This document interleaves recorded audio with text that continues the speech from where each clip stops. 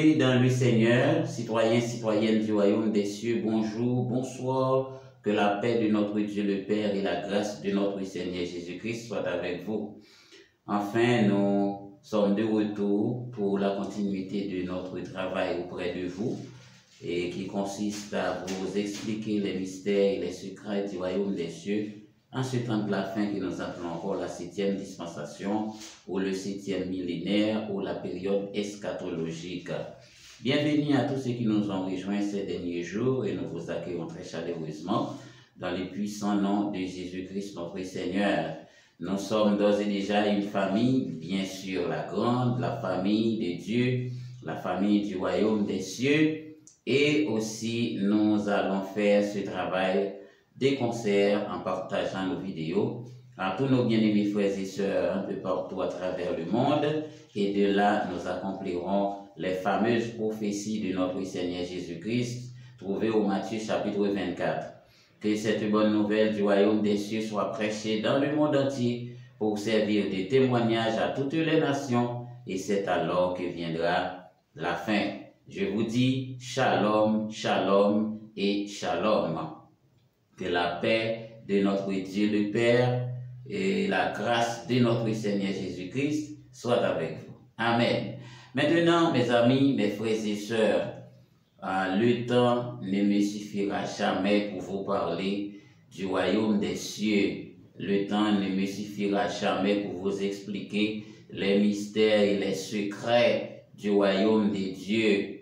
Le temps nous presse, mais que le Saint-Esprit nous soit en aide pour vous donner l'essentiel. Aujourd'hui, nous allons plonger nos regards dans la Sainte Écriture, la parole de Dieu, et avant tout, nous allons invoquer le nom du Seigneur. Amen, à la gloire de Dieu. Notre Père qui es aux cieux, que ton nom soit béni, que ton nom soit sanctifié, et que ton règne vienne, que ta volonté soit faite dans notre vie, que ta volonté soit faite sur la terre, que ta volonté soit faite dans les familles et dans le monde entier, ô notre Dieu. Nous te disons merci pour la vie, pour le sommeil et le réveil. Merci pour le bien-être spirituel en Jésus-Christ, notre Seigneur. Toi qui nous appelles tous à l'unité de l'amour en son nom et par le sacrifice qu'il avait fait sur le calvaire. Tu nous appelles à l'unité de la foi en Abraham, ton fidèle serviteur, comme tu nous appelles dans l'obéissance à ton serviteur Moïse dans la loi sur le mont Sinaï. Merci Seigneur, que ton nom soit béni. Bénis chaque vie, bénis chaque ami. Nous comptons sur toi. Que le Saint-Esprit nous soit en aide. Au nom de Jésus-Christ notre Seigneur. Amen, amen, amen. Gloire à Dieu. Gloire à Jésus. Merci Seigneur. Que le Seigneur vous comble de sa grâce et qu'il vous bénisse abondamment. Nous allons faire un petit résumé de ce qu'on avait vu antérieurement. Donc, à ne pas oublier que notre étude se base sur Jésus-Christ, notre Seigneur. C'est ce personnage que nous étudierons tout au long de cette période. Qui est Jésus-Christ vraiment? Parce qu'il y a tellement de confusion à propos de Jésus-Christ, à propos de Dieu, à propos du Saint-Esprit. Et on vous a conduit vers une représentation divine qui est la lampe à 7 branches. Donc on vous a montré que Jésus-Christ fait partie des 7 esprits de Dieu. Elle a dit, il est dans l'alliance de la divinité, dans le conseil de la divinité, sous le nom de Christ, ou bien le Logos, ou encore l'esprit des lois, ou l'esprit de sagesse. Donc Jésus-Christ fait partie du conseil divin. Elle a dit, il est parmi les 7 esprits. Donc quand on parle de Christ, cela veut dire, c'est la partie de la divinité, c'est l'être qui est le Logos. Lorsqu'on dit Jésus, c'est exactement le corps, c'est-à-dire le physique. Donc elle a dit c'est Jésus l'homme qui est 100% homme, Christ 100% Dieu, Jésus 100% homme. Donc en un mot par définition, Jésus-Christ c'est l'homme Dieu. Amen. Gloire à Jésus, gloire à Dieu. Oui, alors tout de suite après qu'on a fini avec la représentation divine qui est la lampe à 7 branches. On en a tout expliqué et maintenant il faut passer à un autre conseil du royaume des cieux et qui est le conseil de la Trinité. Et si vous recherchez dans nos études sur les réseaux, vous allez trouver plusieurs études dans lesquelles on a mentionné la Trinité. C'est-à-dire la Trinité, c'est le système de la justice de Dieu. Puisque Dieu ne peut pas fonctionner en dehors de sa justice, puisqu'il est un Dieu juste, donc il ne peut pas commettre de l'injustice. Ainsi, il a fondé son système de justice qui est la Trinité, composée du Père qui est au sommet du triangle et la base dans laquelle on trouve le Logos qui est Jésus-Christ et aussi le Saint-Esprit de l'autre côté. Cela sous-entend qu'il est composé du Père, du Fils et du Saint-Esprit. Donc maintenant, c'est ce qu'on va faire pour l'instant.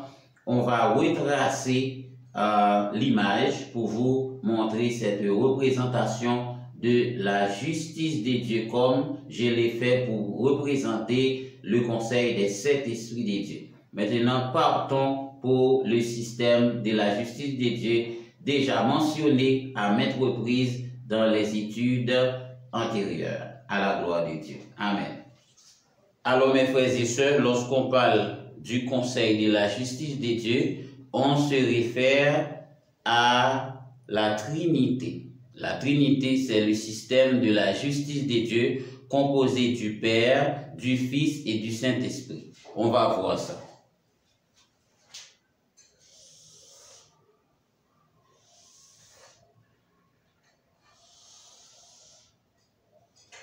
Amen. Ici, c'est le Père. Ici, c'est le Fils, qui est le Logos, ou bien Christ, qui signifie oint. Et ici, c'est le Saint-Esprit. Saint-Esprit. Ici, même lorsque c'est le système de la justice de Dieu, vous voyez que la présence de cet esprit se trouve ici également dans la Trinité. Par exemple, nous avons le Père qui est l'esprit de vie, qui représentait l'esprit de vie dans la lampe à 7 branches. Par exemple, ici, ça c'est le Père.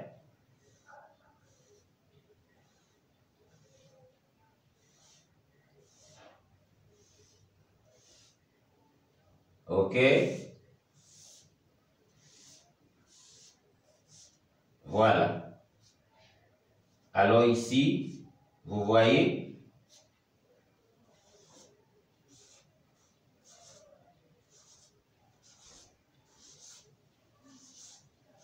c'est toujours le conseil de la divinité, mes frères et sœurs. Mais ici, le conseil de la divinité au niveau de la justice de Dieu.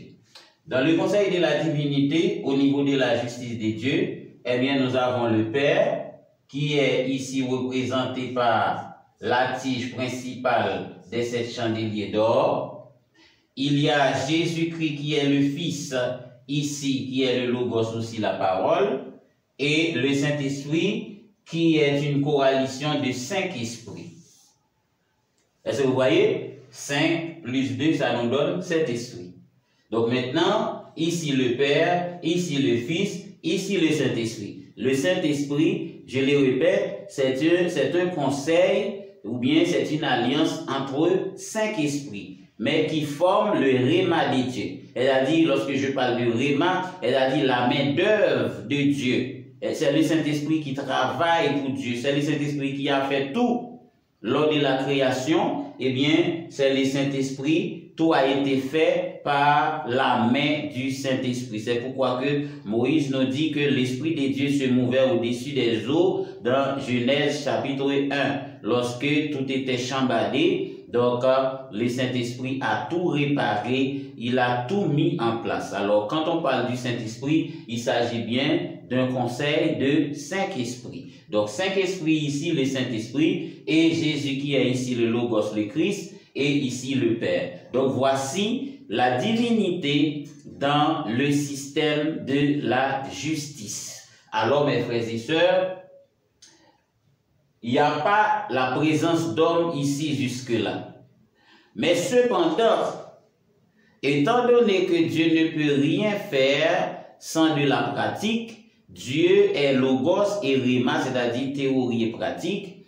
Dieu a besoin d'un rhéma, c'est-à-dire d'un corps de pratique pour exercer sa parole, pour pratiquer ses lois. Donc c'est alors que, eh bien, Dieu va faire appel à un corps. Dieu va créer, dans un premier temps, c'était l'ange des lumières. L'ange des lumières, hein, que tout le monde connaît sous le nom de Lucifer. Eh bien, après la chute de Lucifer, Dieu l'a remplacé par Adam. Ok, maintenant c'est la création de l'homme. J'ai déjà expliqué toutes ces choses. Et Adam a chuté pour une deuxième fois. Et maintenant, Dieu va utiliser le corps de Jésus-Christ, notre Seigneur. Amen. Gloire à Dieu. Maintenant, étant donné que ça c'est le système de la justice de Dieu, c'est seulement dans la Trinité que l'homme peut rencontrer Dieu. Pour cela, Dieu a signé des alliances avec des hommes. Dieu a fait des alliances, eh bien, pour compléter sa justice. Parce que Dieu est esprit, la terre est matérielle. Donc, pour qu'il y ait des relations entre le ciel et la terre, il faut qu'il y ait des alliances. Pour tout ce qui existe, il doit y avoir des alliances. Maintenant, dans l'alliance que Dieu a signée, dans un premier temps, c'est avec Abraham.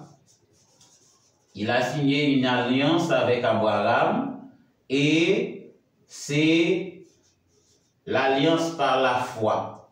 C'est-à-dire ici, il y a une porte dans la justice de Dieu qu'on appelle la porte de la foi. La porte de la foi, c'est la porte d'Abraham. Et ici, c'est la porte de la loi. La porte de la loi. Et la porte de la loi, c'est alliance avec Moïse sur le mont Sinaï. Ici, avec Abraham, c'est sur le mont Morija. Lorsqu'il allait sacrifier son enfant Isaac à Dieu et pour conclure l'alliance. Et Moïse, c'était sur la montagne Sinaï, sur le mont Sinaï. Et maintenant, ça fait un deuxième homme et le troisième homme qui est ici, c'est Jésus-Christ notre Seigneur, le corps, Jésus-Christ, qui est un troisième. Donc ici, ça s'appelle la porte de la grâce.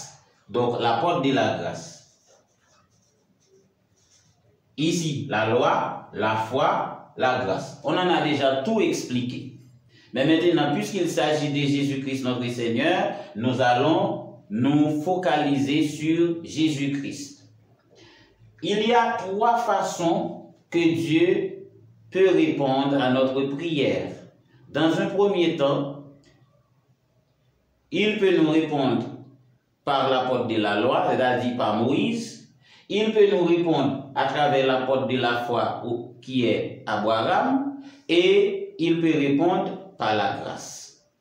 Donc maintenant, c'est pourquoi on l'appelle les trois types de justification. C'est-à-dire, il y a trois façons que Dieu justifie. Dans l'Ancien Testament, Dieu a justifié l'homme à travers la foi, tout comme il a traité avec Abraham. Et il a imputé à Abraham à justice. C'est-à-dire, Abraham était trouvé juste devant ses yeux à cause de son obéissance. Ok? Donc il a traité avec Abraham par la foi. Par la foi, Abraham est placé dans la porte de la foi, dans la justice de Dieu. Deuxièmement, il a traité à Moïse avec la loi. Elle a dit l'homme pouvait entrer dans la justice de Dieu en appliquant la loi. Et c'est pourquoi Esther a fait 3 jours de jeûne pour entrer dans la justice de Dieu et pour échapper les Juifs de la fureur d'Aman, qui avait fait une demande pour exterminer tous les Juifs. Amen. Il est écrit dans Matthieu chapitre 7, le verset 7, où Jésus-Christ notre Seigneur dit, frappez et on vous ouvrira. Cherchez, vous trouverez. Et demandez, il vous sera donné. Donc, dès que l'on frappe, eh bien, la loi se propose de frapper. La loi se propose des rituels, des actions, des activités. Et lorsqu'on cherche, eh bien, on est dans le cadre de la foi. On ne s'arrête pas de chercher tant qu'on n'a pas encore trouvé ce qu'on cherche. Et pour la porte de la grâce, il dit demandez. Ça, c'est la porte de la grâce. Donc maintenant, vous voyez, c'est clair maintenant. Dans Matthieu 7, verset 7. Et je vais vous montrer dans d'autres passages de la Bible, eh bien, cette même description. Il est clair. Premièrement, regardez ce que dit la parole de Dieu.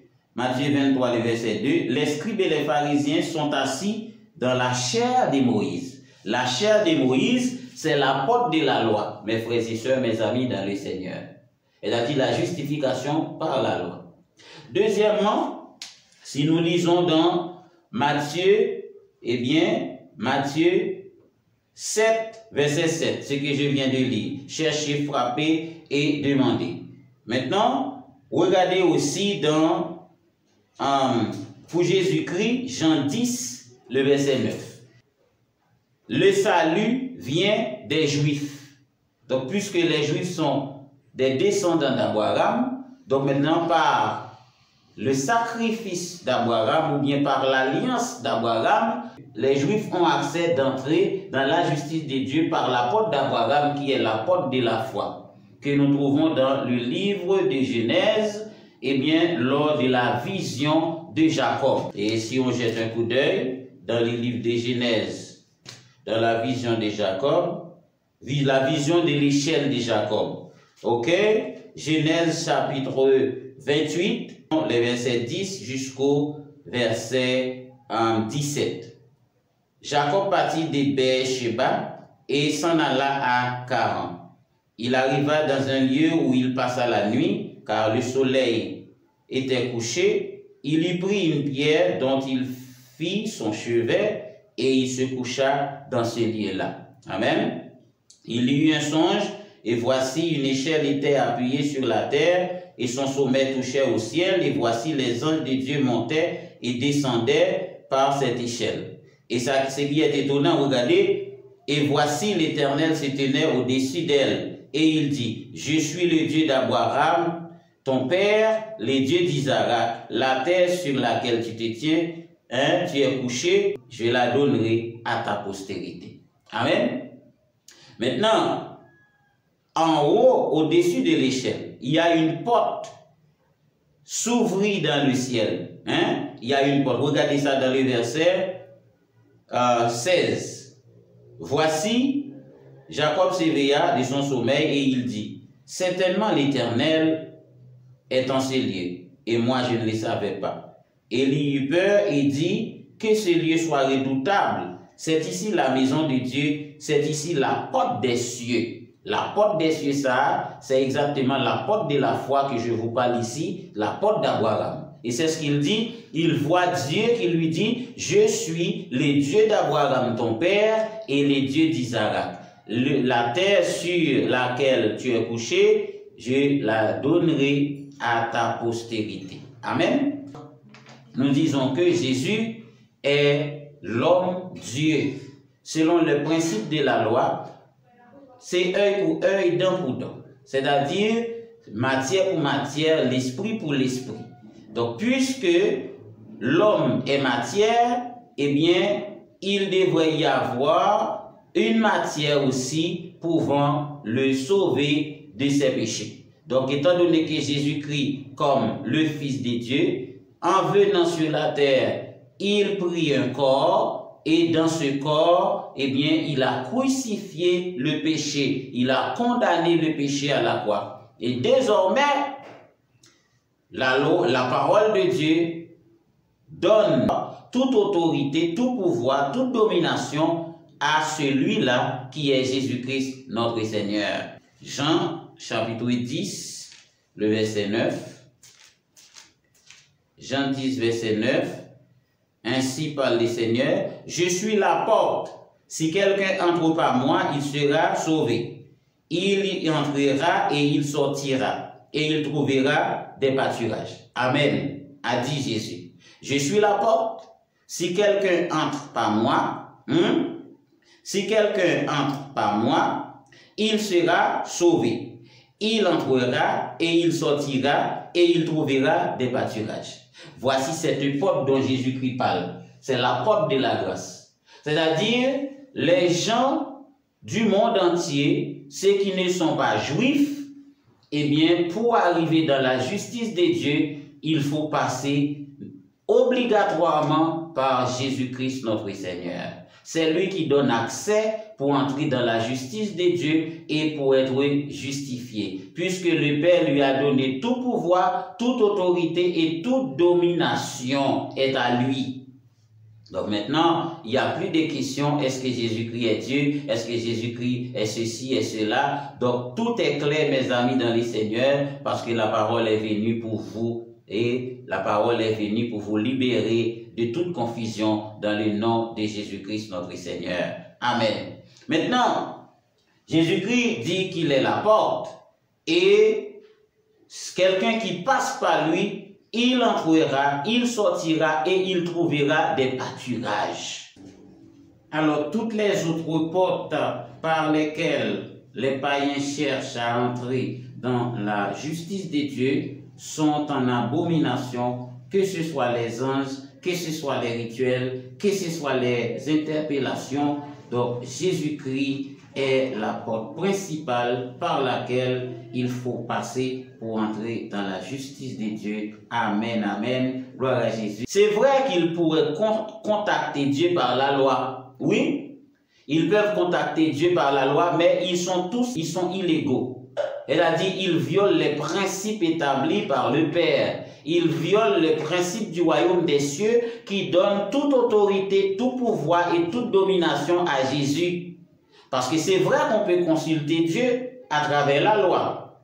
Mais la règle à partir de la mort de Jésus-Christ, notre Seigneur, et de sa résurrection, Dieu lui a remis tout. Et maintenant, si quelqu'un veut parvenir à la justice de Dieu, il doit passer nécessairement à travers Jésus-Christ notre Seigneur. D'abord, en confessant son nom, comme nous lisons dans Romains 10, verset 9, et aussi en suivant les ordonnances, les préceptes de notre Seigneur Jésus-Christ. Amen, amen, amen, alléluia. Il n'y a pas à sortir de là. Donc, je vais vous partager un autre verset de la Bible qui va vous impressionner. Jésus-Christ dit, celui qui y monte par ailleurs est un voleur et un brigand. Écoutez bien, oui. Donc, il n'est pas permis d'entrer dans la justice de Dieu en dehors de Jésus-Christ, notre Seigneur. Sauf les Juifs qui ont une opportunité avec la porte d'Abraham, puisque Abraham avait signé une alliance avec Dieu pour la nation d'Israël. Ah, ça, il ne faut pas l'oublier. Donc, les Juifs, même lorsqu'ils ne passent pas à travers Jésus, eh bien, Dieu va les exaucer à travers la porte de la foi en Abraham. Cela ne veut pas dire que nous ne pouvons pas utiliser la porte de la foi non plus, mais cependant, c'est après avoir confessé Jésus-Christ comme notre Seigneur, étant dans la justice de Dieu, et bien maintenant nous pouvons sortir par la porte de la foi en Abraham, nous pouvons sortir par la porte de la loi en Moïse. Elle a dit rentrer par la porte de la grâce, sortir par la porte de la foi ou bien par la porte de la loi. Elle a dit quoi? Sortir par le sacrifice ou bien par l'application de la loi, par le jeûne, etc. Ça, c'est des grands mystères que je vous explique, mes bien-aimés, mes frères et sœurs, mes amis dans le Seigneur. Jean 10, verset 1. La parole de Dieu dit, Jésus-Christ lui-même a dit, en vérité, je vous l'ai dit, celui qui n'entre pas par la porte dans la bergerie, mais qui y monte par ailleurs, est un voleur et un brigand. Elle a dit, celui qui ne passe pas à travers cette porte qui est la porte de la grâce, et qui est à la porte de la grâce, c'est Jésus-Christ notre Seigneur, eh bien, il est considéré comme un brigand et comme un voleur. Comme les sectes qui ont utilisé la loi pour faire des choses Parce que le pourquoi? La loi, tout a été fait par la loi, par la parole, le logos. C'est-à-dire l'univers dans son ensemble régi par la loi. Une fois que l'on connaît la loi qui marche avec telle, la loi qui gouverne tel principe, eh bien en appliquant cette loi-là, vous allez trouver les mêmes résultats. Donc si vous convoquez Dieu à travers la loi, il va venir vers vous.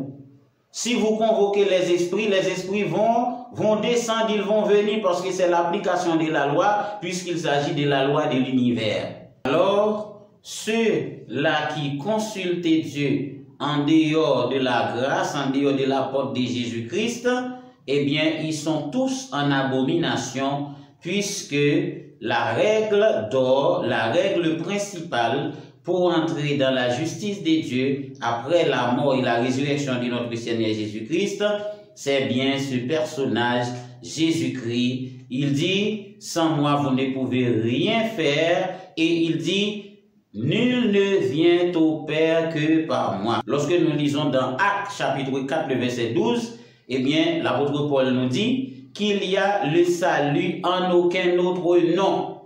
Amen. Actes 4, verset 12. Lisons. Actes 4, verset 12. Actes 4, verset 12. Voici ce que dit l'apôtre Paul. Il y a de salut en aucun autre nom, car il y a sous le ciel aucun autre nom qui ait été donné parmi les hommes par lesquels nous devions être sauvés. Amen. C'est-à-dire, après la mort et la résurrection de Jésus-Christ notre Seigneur, il n'est pas permis de consulter Dieu en dehors de Jésus-Christ notre Seigneur. Pourquoi? C'est pour que le Fils soit glorifié dans le Père, comme le Père a été glorifié dans le Fils. Je vous donne le secret. Alors, vous qui consultez Dieu en dehors de Jésus-Christ, en passant par la porte de la loi, vous qui consultez Dieu par des rituels, vous qui invoquez les anges en passant par la loi pour les faire exécuter vos projets, eh bien, vous êtes complètement en abomination si vous passez en dehors de Jésus-Christ. Et ça rend les gens orgueilleux lorsqu'ils sont capables de faire ceci, de faire cela. Lorsqu'ils ont la connaissance d'interpeller les esprits, de faire quoi que ce soit. Et pourtant, ils sont en abomination avec la loi divine, parce que de l'autre côté, c'est un voleur et un brigand, comme le Seigneur Jésus-Christ nous a dit, parce qu'il y monte par ailleurs, il ne passe pas par la porte principale, qui est la porte de la grâce, dont la clé est 7, comme je l'ai déjà mentionné maintes et maintes reprises dans les études antérieures. Alors mes frères et sœurs, mes amis dans le Seigneur, à partir de ce moment-là, il n'y a plus question, est-ce que Jésus-Christ est Dieu? Est-ce que Jésus-Christ n'est pas Dieu? Est-ce que Jésus-Christ dit ses dates? Jésus-Christ, notre Seigneur, c'est l'homme Dieu qui unit les cieux et la terre, qui pardonne le péché, qui fait le rachat de l'humanité avec son sang. Et Jésus-Christ est assis à la droite de Dieu encore une fois comme notre avocat pour nous défendre face aux accusations de Satan chaque jour devant le royaume de Dieu. Tout le plaisir est pour moi de partager avec vous, mes frères et sœurs, les paroles de Dieu, le message de Dieu, les secrets et les mystères du royaume des cieux en ce temps de la fin. Que Dieu daigne vous bénir de toutes sortes de bénédictions spirituelles et matérielles au nom de Jésus-Christ notre Seigneur. Si notre message a été une bénédiction pour vous, faites-nous savoir, faites-nous part de ça et ensuite partagez-les à d'autres bien-aimés, frères et sœurs, au nom de Jésus-Christ notre Seigneur. Je vous dis shalom, shalom et shalom, à bientôt.